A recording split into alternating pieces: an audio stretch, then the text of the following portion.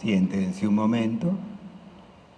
Martes de la segunda semana de Pascua.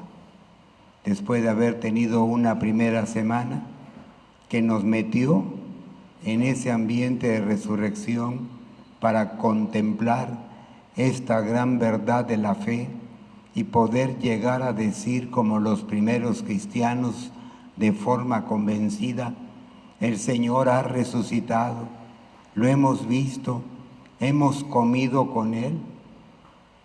Vamos a iniciar una segunda parte en la que vamos a ir valorando el misterio del resucitado en nuestra vida y sobre su experiencia como debe ser transmitida. Y el primer tema que surge después de esta primera semana es el tema del bautismo. Durante los días de la fiesta oímos mucho que el bautismo es también para nosotros nuestra primera Pascua. ¿Y por qué? Porque cuando somos bautizados, el misterio que creemos se da en nosotros es morir a la condición de esa vida de pecado, de una vida que ha quedado apresada en un misterio del mal y que lo inclina a Él para renacer con una nueva vida, la de Cristo resucitado. De ahí que cuando hablamos del bautismo es la simbología que utilizamos.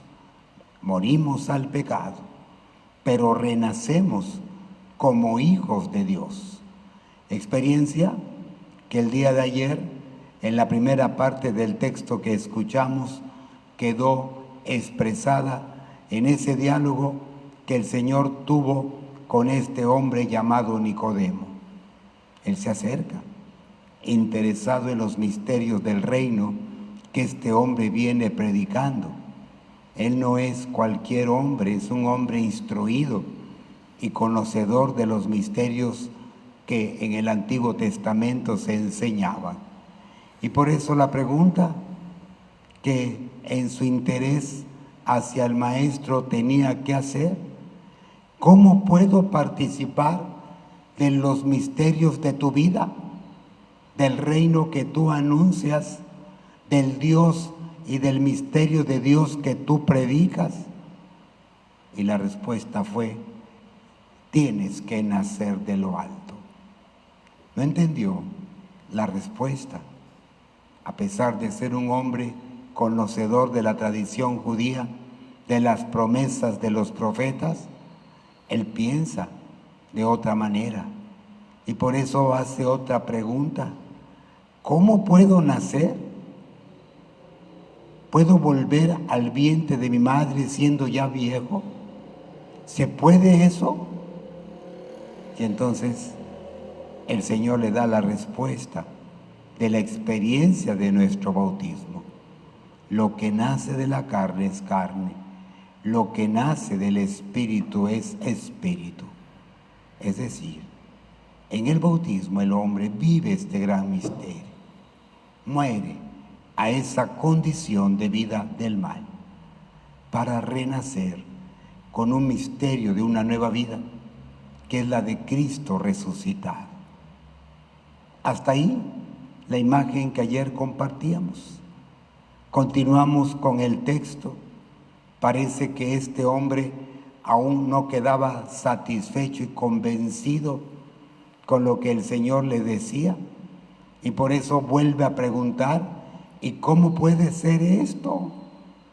Si cuando alguien se bautiza yo no veo cambios en su aspecto físico, ¿cómo es posible esto? Y de ahí la respuesta del Señor, en la que expresa con este simbolismo el misterio. El aire, no lo ves, pero lo sientes. Y por eso crees en el aire, porque sientes el fresco que da al soplar. Pues de la misma manera el Espíritu Santo tiene el poder de actuar, que aunque a lo mejor mi vista no percibe cambios en alguien, el misterio de Dios se consolida en la vida de una persona. Y por eso, esa vida ya no es igual. Y esa vida tiene un misterio donde el sello de Dios ya es parte de Él para toda la eternidad. Y por eso, en la segunda parte, va a darle el compromiso de la nueva vida, pero también le va a señalar que si quiere vivir la experiencia de Dios que tanto anhela, no tiene otro camino que el ser como Cristo y vivir la experiencia como Cristo la hizo. Y por eso la segunda parte del texto, que parecía incomprensible, pero que es la forma como el Señor le está diciendo, mira, ¿quieres vivir el misterio y hacer la experiencia de Dios? Entonces tienes que fijarte en aquel que va a ser levantado en la cruz y tienes que hacer la vida como Él te propone para que el misterio de Dios sea tu experiencia y sea lo que te dé vida. Y por eso las formas de hablar. Yo doy testimonio de esa vida.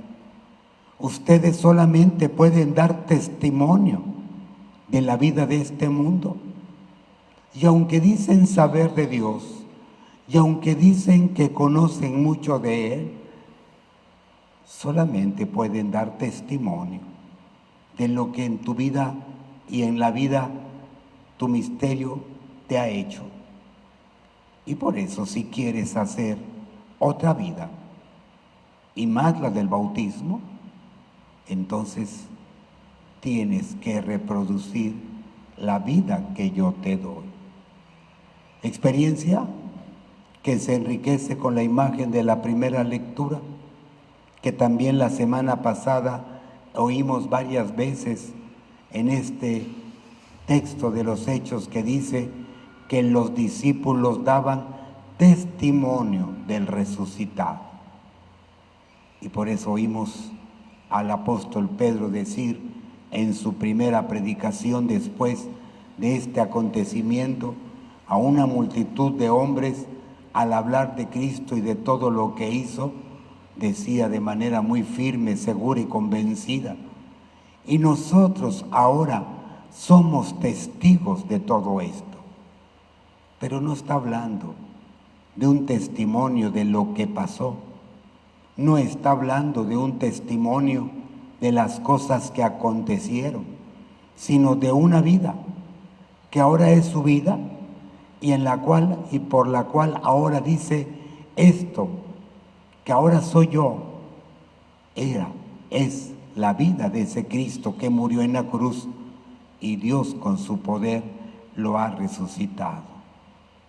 Hoy lo valoramos entonces como un compromiso para nuestra vida, porque esa es la verdad del bautismo que hemos recibido nuestra primera Pascua, que nos ha hecho criaturas nuevas bajo el misterio de Dios, que al compartirnos su vida nos da una nueva condición de la cual ahora tengo que convencerme y realidad a partir de la cual ahora debo aprender a hacer mi vida como hijo.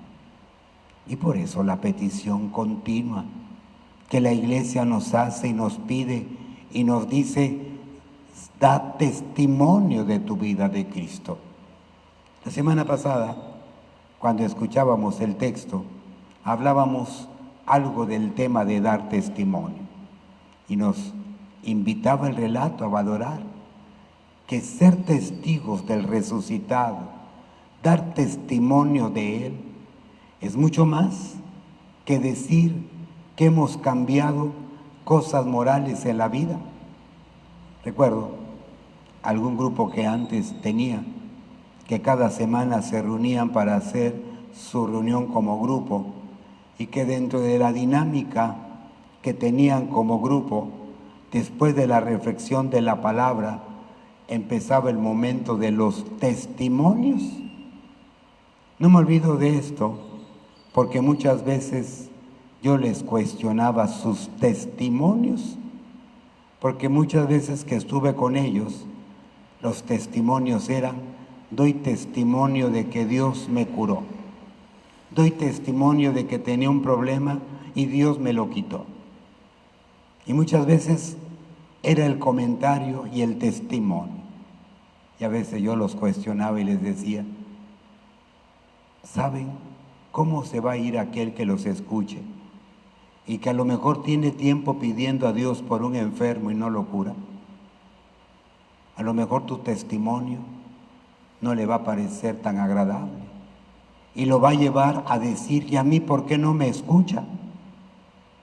Y le puede hacer creer entonces que tenemos un Dios selectivo, que escucha a unos y a otros no, y que tiene simplemente mirada de compasión para algunos y a muchos ni siquiera nos mira con compasión, porque cuántas veces ante las experiencias de dolor y sufrimiento es lo que muchas veces he oído de alguna persona que señala con dolor que Dios no le escuchó, que afirma que de nada sirve lo que se hace para Dios porque no tiene compasión de uno cuando aparecen estas verdades. Dar testimonio es mucho más que eso. Dar testimonio es ser testigos de una nueva vida que no es tuya, es la de Cristo. Por eso el camino para vivir el cristianismo simbólicamente quedó expresado como una cruz, como una renuncia, como un sacrificio de vida, porque no hay otra forma de ser cristiano que sacrificando la propia vida, si se quiere ser testigo de la vida de Cristo. Si no, va nuestra vida a quedar muy lejos de lo que significa realmente ser cristiano. Por eso hoy el Papa San Francisco ha insistido mucho en una experiencia. En su carta a la santidad nos dijo que nos dé una imagen de Cristo en esta vida, porque a lo mejor nuestro problema de muchos es lo mismo de Nicodemo. Sabemos de Dios, conocemos de Dios porque lo hemos oído muchas veces, pero nunca hemos hecho la vida de Cristo. Hace unas semanas atrás platicaba con una señora un problema que tuvo en casa y hoy me hace valorarlo para lo que quiero proponerles. Vino a platicar por un problema que vivió en casa. Un día, 2, 3 días antes, su hijo, ya casi de 18 años, había llegado drogado, estuvo fumando marihuana. Quedó muy asustada, porque al verlo llegar como llegó, lo primero como mamá un dolor, tristeza, decepción, la furia que se siente ante esos momentos, pero tuvo la prudencia de no pelear. Dejó que entre, que se acueste, que durmiera, nunca lo había hecho. Conoce a su hijo. Y entonces pensó, mañana que esté bien, voy a hablar con él. Y así lo hizo. Y cuando platicaba con su hijo por qué lo hizo, por qué había llegado así, el hijo le respondió, es que quise probar, quise saber qué se siente probar la droga, la marihuana. Como mamá le aconsejó, hijo, ten cuidado, porque este puede ser tu problema. Pero lo curioso y sorprendente fue esa experiencia, ¿no? Quise sentir, quise probar qué se siente. Quise vivir la experiencia de algo que me dicen no debo hacer. Otros hacen. Cualquiera pudiera pensar y decir, qué muchacho tan tonto, sí, pero así somos en la vida. Queremos probar qué se siente. Y entonces, al escuchar al Señor hoy, la experiencia sería, ¿quieres probar qué se siente? Vivir la experiencia de Dios. Entonces vive como Él. Vive la misma vida. Y cuando te rechacen, cuando te agredan, cuando te insulten por tu fe, cuando nadie entienda que das la vida por Él, Ve experimentando lo que el Señor experimentó.